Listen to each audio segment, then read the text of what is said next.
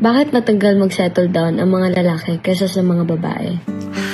Una sa lahat, magkaiba kasi ang sinusunod na oras ng mga lalaki kaysa sa mga babae pagdating sa pagsasettle down or pag-aasawa. Kayong mga babae, ang sinusunod nyo ay biological clock. Sa amin namang mga lalaki ay financial clock. Biological clock, ibig sabihin, 20 to 30 yung fertility stage nyo. So mas advisable na bago kayo dumating ng 30 ay nag-aasawa na kayo.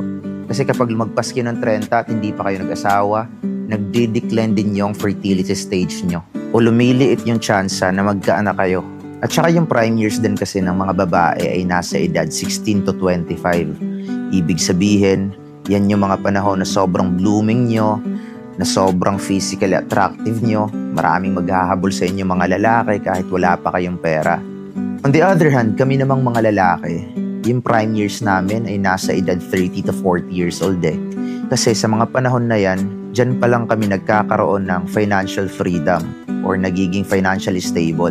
Ibig sabihin sa mga panahon na yan, kaya na naming bumuhay ng sarili naming pamilya. Men by nature kasi noon pa lang, we are the providers eh. So, kapag responsable ka na tao, ay hindi mo talaga minamadali ang pagsisettle down or pag-aasawa.